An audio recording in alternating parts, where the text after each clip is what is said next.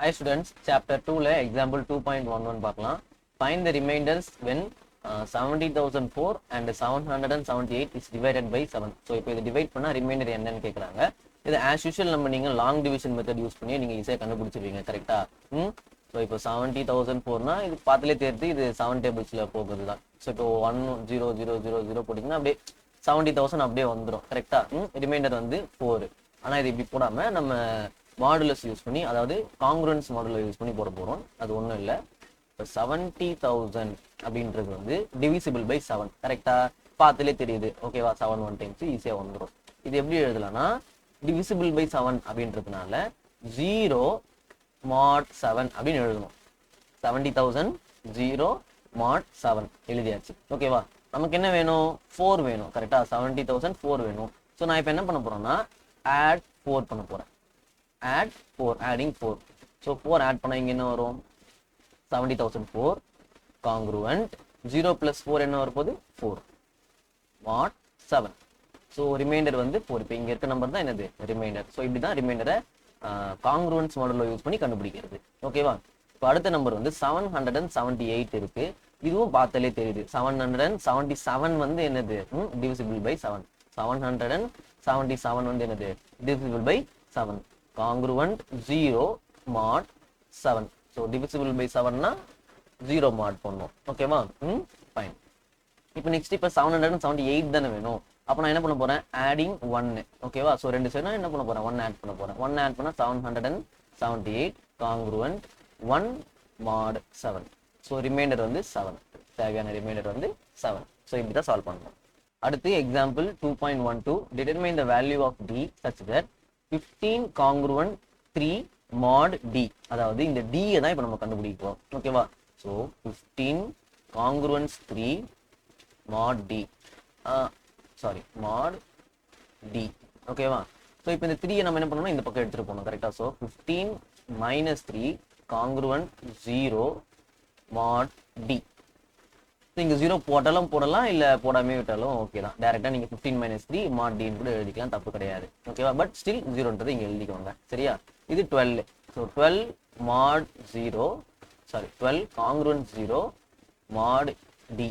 8 போட்டோம்னா d. ஓகேவா? Fine. சரி, இதுக்கு என்ன சார் மீனிங் அப்படின்னா இந்த d அப்படின்ற நம்பர் வந்து 12ல டிவைட் பண்ணும்போது ரிமைண்டர் என்ன வருது? 0 வருது அப்படின்னு அர்த்தம். அதாவது ரிமைண்டர் 0னா என்ன அர்த்தம்? d divides 12. d என்ன பண்ணுது? divides 12. ஓகேவா? இப்போ 12ல யாரெல்லாம் டிவைட் பண்ணுவா? யாரெல்லாம் ஃபேக்டர்ஸ் ஆஃப் 12 இல்ல யாரெல்லாம் டிவைசர்ஸ் ஆஃப் 12 அப்படின்னா 1 வந்து டிவைட் பண்ணும், 2 டிவைட் பண்ணும், 3 டிவைட் பண்ணும், தென் 4 டேபிள்ஸ்ல போகும், 6 tables and then 12 tables. so இதெல்லாம் factors of 12 இல்லனா divisors of 12. ஓகேவா? divisors of 12. ஓகே 1 2 3 4 6 12 இதெல்லாம் தான் divisors of 12. ஓகே, ஒரு பிராக்கெட்ல வேணா போட்டுக்கலாம் இத தனியா. இப்போ இதெல்லாம் தான் d யோட பாசிபிள் வேல்யூஸ். அது ஏன் பாசிபிள் வேல்யூஸ்னு சொல்றேன்னா இவங்க என்ன கொடுத்திருக்காங்க? mod d ன்னு கொடுத்திருக்காங்க. क्वेश्चनல என்ன கொடுத்திருக்காங்க? mod d ன்னு கொடுத்திருக்காங்க. கரெக்ட்டா? mod d ன்னு கொடுத்துட்டு இங்க என்ன கொடுத்திருக்காங்க? ரிமைண்டர் 3 ன்னு கொடுத்திருக்காங்க. சோ இப்போ இந்த ரிமைண்டர் வந்து d யை விட எப்பவுமே சின்ன நம்பரா தான் இருக்கணும். கரெக்ட்டா? ரிமைண்டர் வந்து இங்க இருக்கிற டிவைசரை விட சின்னதா தான் இருக்கணும். அப்ப d வந்து 3 யை விட பெருசா இருக்கணும். ஆமா தானே? இப்போ ரிமைண்டர் டிவைசரை விட சின்ன நம்பரா இருக்கணும்னா d இந்த நம்பரை விட பெரிய நம்பரா இருக்கணும். கரெக்ட்டா? அப்போ d வந்து எப்படி இருக்கணும்? கிரேட்டர் தென் 3 இருக்கணும். So d is greater than 3. So greater than 3னா பாசிபிள் வேல்யூஸ் என்ன? ஸோ d கேன் பி 4 6 இல்ல 12. ஓகேவா? So d belongs to 4 6 12. இதெல்லாம் தான் பாசிபிள் வேல்யூஸ் ஆஃப் d அப்படின்னு சொல்லலாம். Okay, fine. அடுத்து example 2.13 find the least positive value of x such that ரெண்டு சப்டிவிஷன் கொடுத்துருக்காங்க, ஒன்றுனா போடலாம். So 67 plus x congruent 1 mod 4 இதான் கொடுத்துருக்காங்க. ஸோ இப்போ இந்த 1 இந்த பக்கம் எடுத்துட்டு என்ன ஆகும்? 67 plus x minus 1 congruent 0 mod 4. So இப்போ 66 67 minus 1 66 plus x congruent 0 mod 4. So இப்போ 0 mod 4 என்ன அர்த்தம்? 0னா ரிமைண்டர் 0. அப்போ 66 plus xன்றது என்னது? 4ஆல டிவைட் ஆகிற ஒரு number. 66 plus x equal to 4 times some n. n வந்து இன்டிஜரா இருக்கலாம். n வந்து ஒரு இன்டிஜரா இருக்கும். So 4 into something 420 sir 428 sir எப்படி வேணா இருக்கலாம். அது நம்மளுக்கு கவலையே கிடையாது. n பத்தி நம்மளுக்கு கவலையே கிடையாது. n can be any integer. n-க்கு வேல்யூஸ் 0 1 2 3 -1 -2 -3 கொடுத்துட்டே போனீங்கன்னா 4 டேபிள்ஸ்ல வர எல்லா நம்பர்ஸும் வந்துட்டே இருக்கும். கரெக்டா? நமக்கு என்ன வேணும்னா எக்ஸ் தான் வேணும். ஓகே, இப்போ இந்த 66 பிளஸ் எக்ஸ்ன்றது ஒரு 4 டேபிள்ஸ்ல வர ஒரு நம்பரா இருக்கணும் அப்படின்னா, ஃபார் எக்ஸாம்பிள் இப்போ நான் எக்ஸ் ஈக்குவல் 0ன்னு போடுறேன். எக்ஸ் ஈக்குவல் 0ன்னு போட்டா எனக்கு வேல்யூ என்ன வரும்? 66 வரும். இப்போ 66 4 டேபிள்ஸ்ல வர நம்பரா அப்படின்னு கேட்டிங்கன்னா கிடையாது. 66 4 டேபிள்ல வராது. ஓகேவா? நெக்ஸ்ட் எக்ஸுக்கு 1 கொடுக்குறேன். எக்ஸ் ஈக்குவல் 1 கொடுத்தா 67 வரும். 67 கண்டிப்பா வராது, ஏன்னா அது ஒரு ஆட் நம்பர். கரெக்டா? நெக்ஸ்ட் எக்ஸ் ஈக்குவல் டு 2ன்னு கொடுக்குறேன். எக்ஸ் ஈக்குவல் டு 2 கொடுக்கும்போது 68 வருது. 68 வந்து வருதா அப்படின்னு கேட்டிங்கன்னா 4 டேபிள்ஸ்ல எஸ் அஃப்கோர்ஸ் வருது. ஓகேவா? நெக்ஸ்ட் இப்போ எக்ஸ் ஈக்குவல் டு 3 4 5 அந்த மாதிரி கொடுத்துட்டே போகும்போது நமக்கு நெக்ஸ்ட் நம்பர் என்ன வரும்னா எக்ஸ் ஈக்குவல் டு 6 கொடுக்கும்போது நெக்ஸ்ட் என்ன வரும்? 72 வரும். ஸோ 72மே டிவிசிபிள் பை 4 தான். எக்ஸ் ஈக்குவல் டு 10 கொடுக்கும்போது என்னது?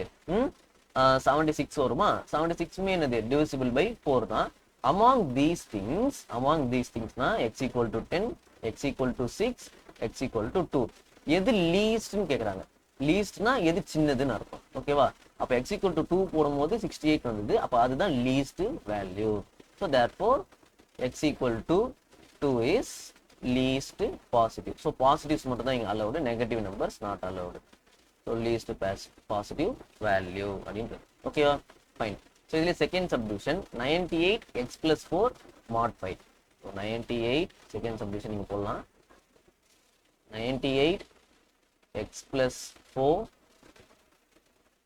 mod 5. mod 5. ஓகே. ஸோ அதே தான் 98 இது இந்த பக்கம் எடுத்து வந்துடும். minus x minus 4 congruent 0 mod 5. இப்போ mod 5 என்ன அர்த்தம்? இது சப்ராக்ட் பண்ணினா 98 minus 4. அப்போ 94 minus x 0 mod 5. ஓகேவா? இப்போ என்ன அர்த்தம்? 0 ரிமைண்டர்னா 94 minus x is a multiple of 5. ஓகேவா? சம் n பத்தி நம்மளுக்கு கவலை, நமக்கு x தான் வேணும். Okay fine. ஸோ இங்கேயும் லீஸ்ட் பாசிட்டிவ் வேல்யூன்னு சொல்லிட்டாங்க. இப்போ x ஈக்குவல் டு நான் என்ன கொடுக்க போறேன்? 1 கொடுக்க போறேன். 1 கொடுத்தா என்ன ஆகும்? 94 minus 1 93 வராது. 94 minus 2 கொடுத்தா என்னது? வராது. 94 minus 4 போட போறேன். x equal to 4 போட்டா என்ன ஆகும்? 94 minus 4 வேல்யூ என்ன? 90. 90ன்றது 5 டேபிள்ஸ்ல போற ஒரு நம்பர் தான், டிவிசிபிள் பை 5. ஓகேவா? இதை விட அடுத்தடுத்த நம்பர் கொடுத்தாலும் நம்மளுக்கு என்ன வரும்? இப்போ ஃபார் எக்ஸாம்பிள் நான் இப்போ x equal to 14 கொடுக்குறேன்னு வச்சுக்கோங்களேன் ஒரு எக்ஸாம்பிளுக்கு. 94 minus 14. 94 minus 14 அதோட வேல்யூ என்ன? 80. 80 divisible by 5 தான். ஆனா least positive எது? 4 தான் least positive. So therefore x equal to 4 is the least positive value we required. Okay, fine.